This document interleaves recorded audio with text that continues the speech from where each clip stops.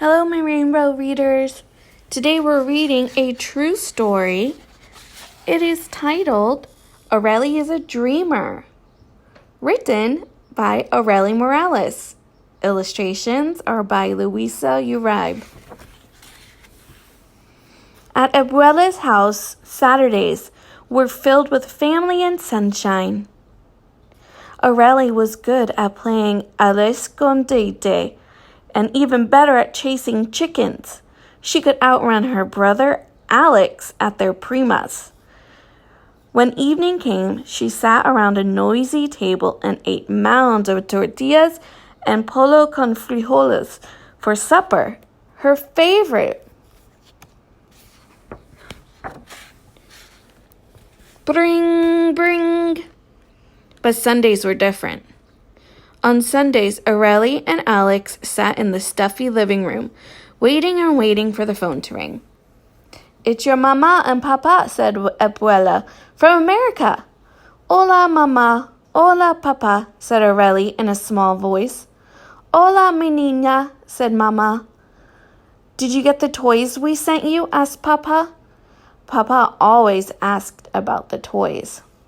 "Sí," said Areli. "Gracias, mama. Gracias, papa."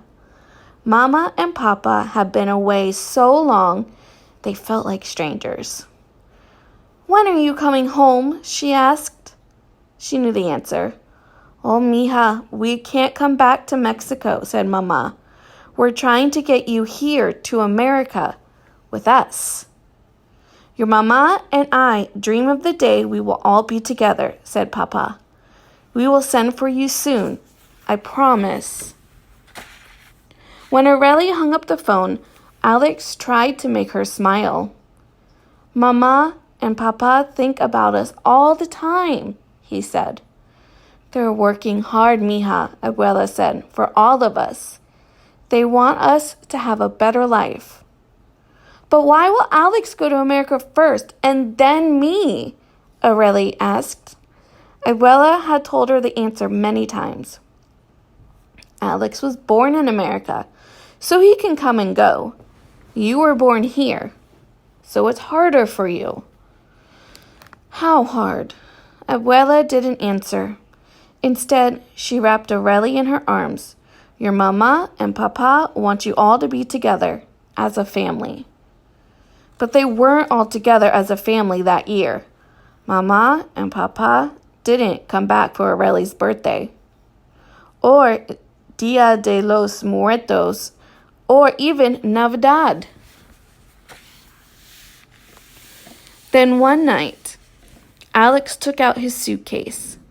"Where are you going?" Areli asked. But she already knew. "You know where I'm going," Alex said. "I'm going to Nueva York." He flashed her a big grin and gave her a drawing of the two of them in the yard with the chickens. "So you won't forget me," he said. A few days later, he was gone. Now when she waited for calls from Mama and Papa, Areli had to wait alone.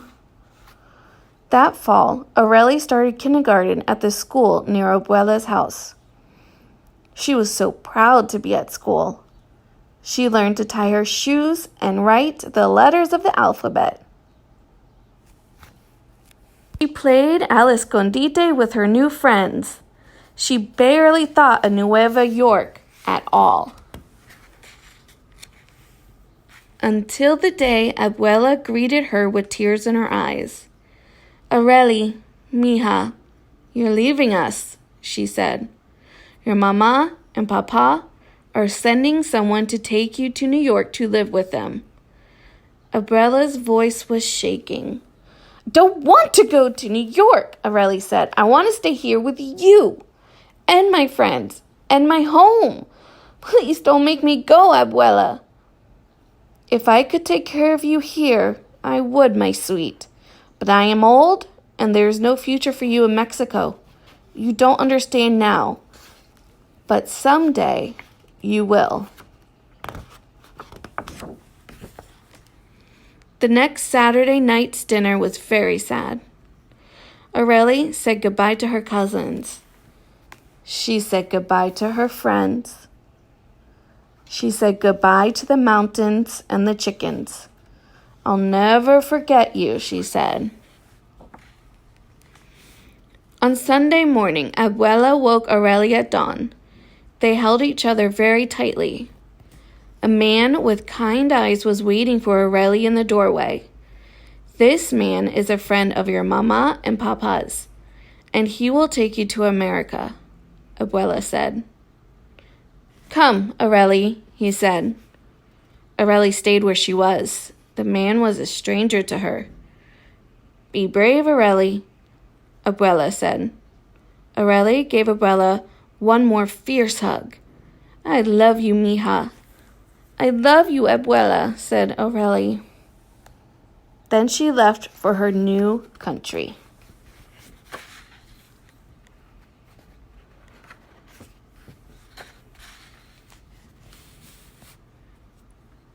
Mama cried very hard when she saw Areli. Areli ran to her, but Mama didn't look like her picture at Abuela's house. Her hair was a different color, and it was curly. Papa had lines around his eyes. They held each other for a long time. Areli did not want to let go. Areli, Alex said, you made it. I can't wait to show you our house. Alex was a lot taller, but he still had a smile that spread ear to ear. Everything in New York was bigger and faster and noisier than in the mountains. It wasn't home at all.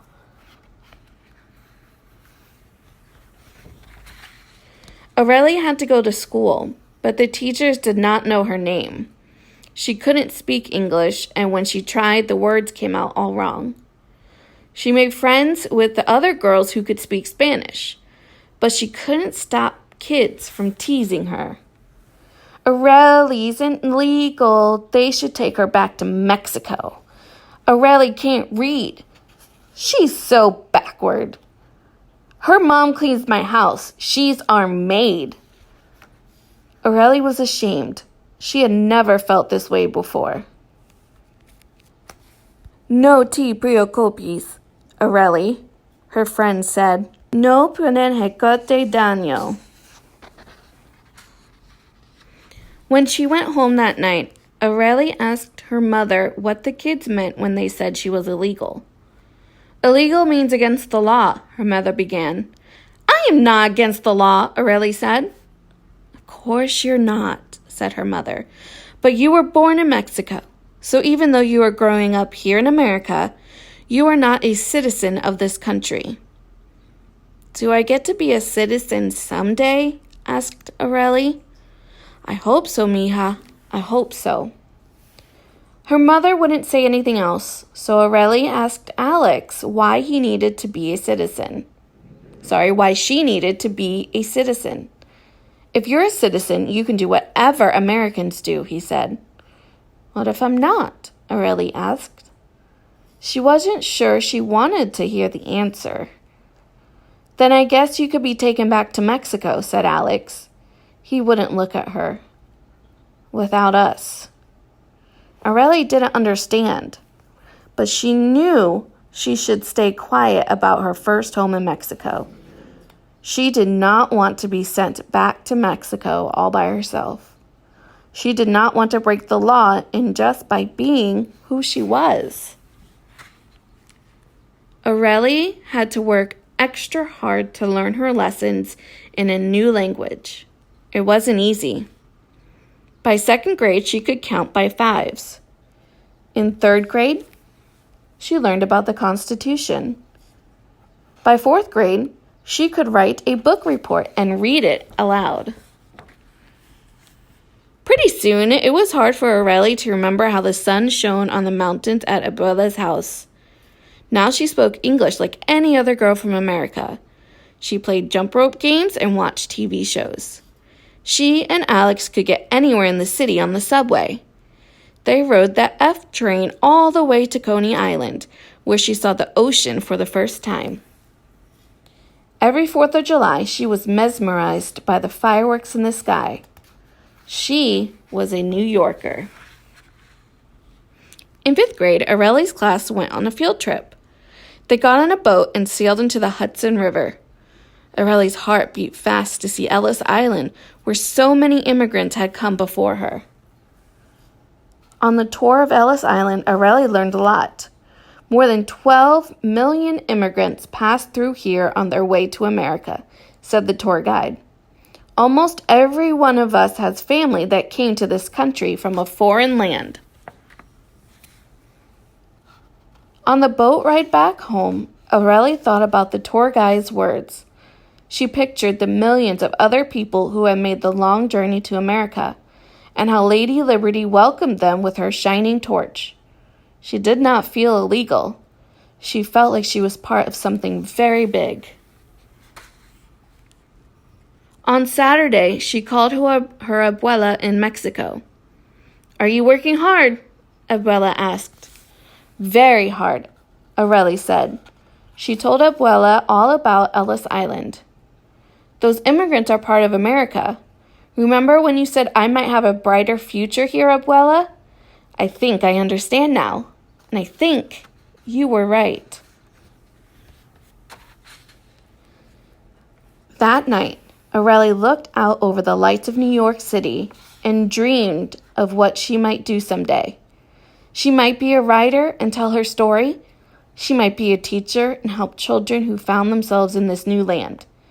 "I could do anything here," Areli said to the city sky. "Someday, I will."